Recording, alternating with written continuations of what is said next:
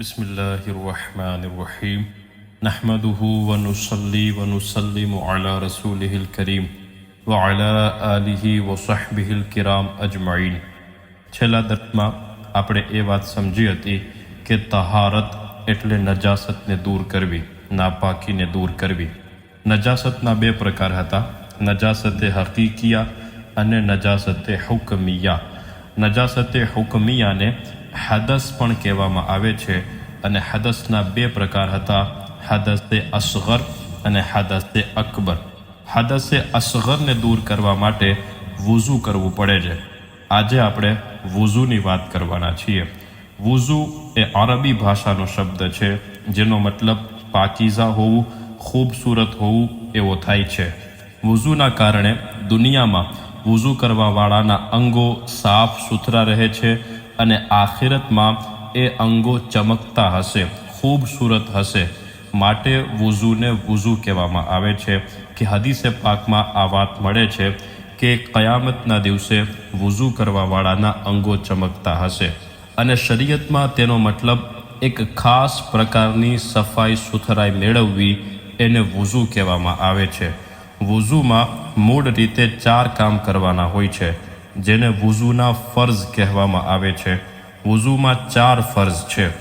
પહેલું મોઢું ધોવું, બીજું કોણી સહિત બંને હાથ ધોવા, ત્રીજું માથા પર ભીનો હાથ ફેરવવો અને ચોથું ઘૂંટી સહિત બંને પગ ધોવા। તો મૂળ રીતે આ 4 કામ કરવાને વુઝુ કરવું એમ કહેવામાં આવે છે। આ દરેકની આપણે વિગતવાર વાત કરશું, પણ આ ચારેય કામની સાથે સાથે બીજી જે સુન્નતો છે અને મુસ્તહબ કામ છે એ કામ પણ કરવા અને મકરૂહ કામોથી બચવું, આવી રીતે જે વુઝુ કરવામાં આવે તેને કામિલ વુઝુ કહેવામાં આવે છે। એટલે કે સંપૂર્ણપણે પૂરેપૂરું વુઝુ થયું, મતલબ કે જે સવાબ અને ફઝીલત વુઝુથી મળવા પાત્ર છે એ બધું આ વ્યક્તિએ પામી લીધું। ફર્ઝ શું છે, સુન્નત શું છે, મુસ્તહબ શું છે, મકરૂહ શું છે, આ બધી ઇસ્લામી કાનૂનની પરિભાષાઓ છે। મતલબ કે દરેક વિષયના અમુક ખાસ શબ્દો હોય છે, એવી રીતે ઇસ્લામી કાનૂનમાં આ શબ્દોનો ઉપયોગ થાય છે। આ શબ્દોના શું મતલબ છે એ જાણવા માટે અમારી ચેનલ પર રોઝા કોર્સમાં ઇસ્લામી કાનૂનની પરિભાષાઓ આ નામથી એક દર્સ રેકોર્ડ કરેલો છે, એ તમે સાંભળી શકો છો। વુઝુની ફઝીલતમાં ઘણું બધું કહેવામાં આવ્યું છે। એક તો એ વાત જે હમણાં થોડીક વાર પહેલાં મેં કરી કે કયામતના દિવસે વુઝુ કરવાવાળાના અંગો ચમકતા હશે કે રસૂલે પાક સલ્લલ્લાહુ અલૈહિ વસલ્લમે ફરમાયું, ઇન્ન ઉમ્મતી યુદઆઉન યૌમલ क़િયામતે ગુર્રન મુહજ્જલીન મિન આસારિલ વુઝુઈ ફમન ઇસ્તતાઅ મિનકુમ અન યુતીલ ગુર્રતહુ ફલ્યફઅલ।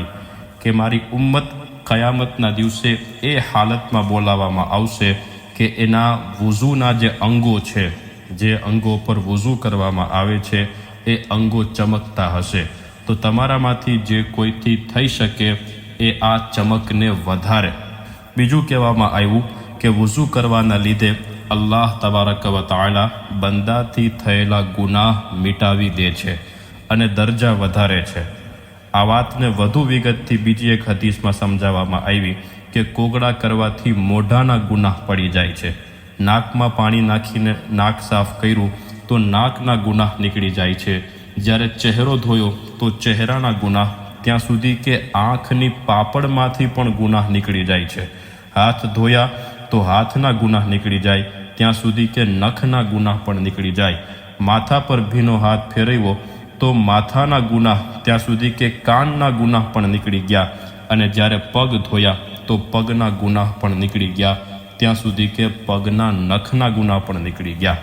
અને ઘણા બધા આપણા બુઝુર્ગો એ વુઝુના પાણીને જોઈને વ્યક્તિના જે ગુનાહ નીકળતા હોય એ પાણીની સાથે એ જોઈને કહી દેતા કે આ વ્યક્તિએ ક્યાં ગુનાહ કર્યા છે। દાખલા તરીકે આપણા ઇમામે આઝમ અબુ હનીફા રહમતુલ્લાહિ તઆલા અલૈહ એ વ્યક્તિના વુઝુના પાણીને જોઈને એ જાણી લેતા કે આ વ્યક્તિથી શું ગુનાહ થયું છે। પછી એમણે અલ્લાહ તબારક વ તઆલા પાસે દુઆ કરીને આ જે એમને ખબર પડી જાય છે એ ના ખબર પડે એવી દુઆ કરી કે માણસોના ઐબ, માણસોની ખામીઓ એ એમના પર જાહેર ન થાય. તો આ વુઝુની ફઝીલતમાં ઘણું બધું કહેવામાં આવ્યું છે.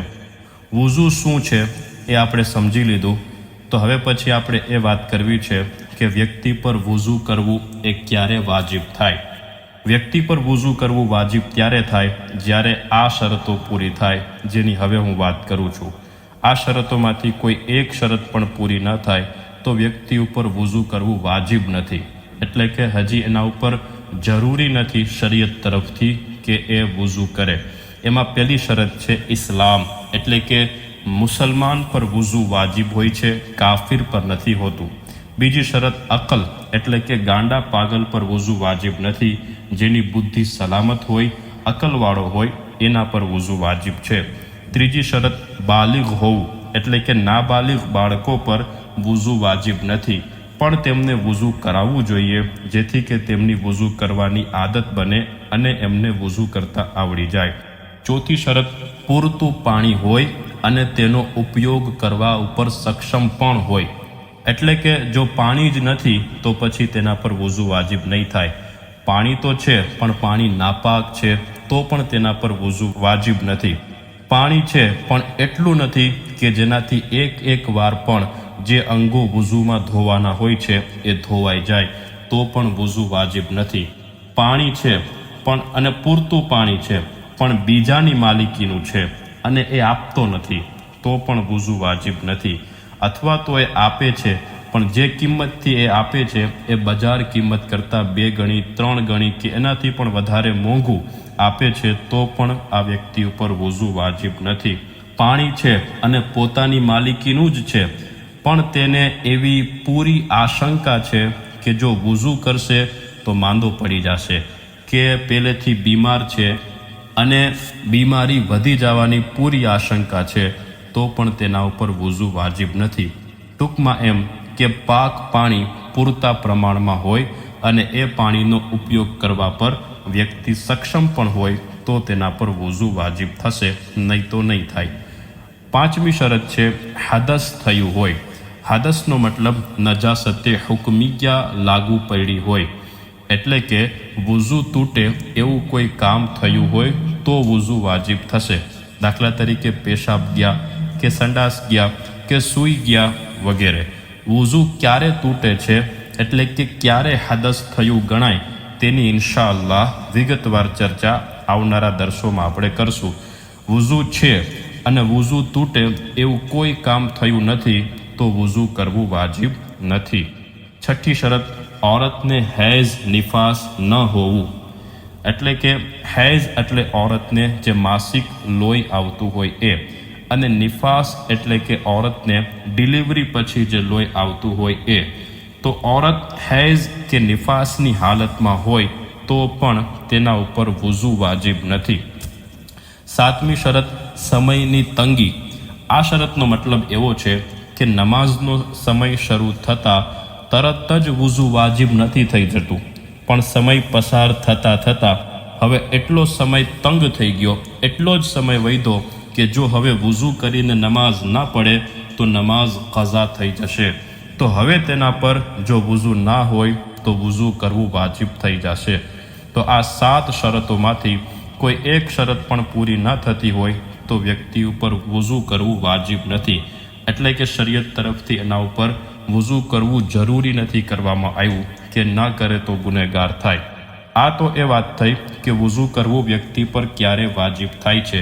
હવે હું એ વાત કરું છું કે કઈ ઇબાદતો માટે વુઝુ ફર્ઝ છે, કે વુઝુ વગર એ ઇબાદતો થશે જ નહીં. કઈ ઇબાદતો માટે વુઝુ વાજિબ છે, કઈ ઇબાદત માટે વુઝુ સુન્નત છે અને કયા કામ માટે વુઝુ મુસ્તહબ છે. હવે એ વાત કરું છું. વુઝુ કઈ ઇબાદત માટે ફર્ઝ છે. પહેલું, નમાઝ પઢવા માટે વુઝુ કરવું ફર્ઝ છે. એટલે કે વુઝુ ના હોય તો નમાઝ જ નહીં થાય, પછી નફિલ નમાઝ હોય તો પણ. બીજું, નમાઝે જનાઝા માટે. નમાઝે જનાઝાનું નમાઝ કરતાં અલગથી વર્ણન એટલા માટે કર્યું કારણ કે નમાઝે જનાઝા એ હકીકતમાં મૈયત માટે દુઆ છે. તો નમાઝે જનાઝા માટે પણ વુઝુ જરૂરી છે, ફર્ઝ છે. વુઝુ વગર નમાઝે જનાઝા પણ નહીં થાય. ત્રીજું સજદાએ તિલાવત માટે. સજદાએ તિલાવત એટલે કે કુરઆન શરીફની તિલાવત કરતી વખતે અમુક આયતો એવી છે જેની તિલાવત કરતા વ્યક્તિ ઉપર સજદો કરવો જરૂરી થઈ જાય. આ સજદાને અદા કરવા માટે પણ વુઝુ ફર્ઝ છે. વગર વુઝુએ એ સજદા અદા નહીં થઈ શકે. ચોથું, કુરઆન શરીફને સ્પર્શ કરવા માટે. વગર વુઝુએ કુરઆન શરીફને સ્પર્શ કરવું એ ગુનાહ છે. પછી એક આયત હોય છતાં પણ કુરઆન શરીફ જે કિતાબ છે એને ક્યાંયથી પણ અડવું વગર વુઝુએ એ ઇજાઝત નથી, નાજાયઝ છે. વુઝુ હોય તો જ કુરઆન શરીફને અડી શકાય.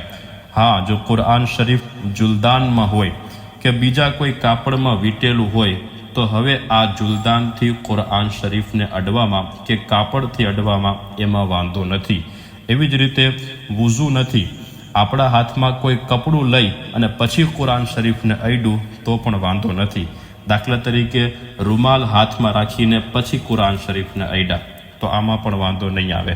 કુરઆન શરીફ સિવાયની બીજી કિતાબોને અડવા માટે વુઝુ ફર્ઝ નથી, પણ દીની કિતાબો વુઝુ કરીને પછી અડવામાં આવે તો વધુ સારું. કુરઆન શરીફની આયત ક્યાંય લખેલી હોય કે કોઈ પુસ્તકમાં કે કોઈ કાપડમાં કે કોઈ દિવાલમાં હોય તો તેને પણ વગર વુઝુએ અડવાની મનાઈ છે. એટલે કે આખા પુસ્તકને અડવાની મનાઈ છે એમ નહીં, પણ જે જગ્યાએ એ ખાસ જગ્યા કે જ્યાં આયત લખેલી છે એ જગ્યા ઉપર અડવાની મનાઈ. આખા કાપડને અડવાની મનાઈ છે એમ નહીં, પણ એ ખાસ જગ્યા કે જ્યાં આયત લખેલી છે એને અડવાની મનાઈ છે. આખી દિવાલને અડવાની મનાઈ એવું નહીં, પણ જે ખાસ જગ્યાએ આયત લખેલી છે એ જગ્યાને અડવાની મનાઈ છે. બીજી કોઈ જગ્યાએ અડવાની મનાઈ નથી. મોબાઈલથી કુરઆન શરીફ પડતા હોય તો ખાસ એ જગ્યા કે જ્યાં આયત લખેલી છે તેને બે વઝુ વગર વઝુએ અડવાની મનાઈ છે. આસપાસની જે ખાલી જગ્યા છે એને અડીને સ્ક્રોલ કરવામાં આવે.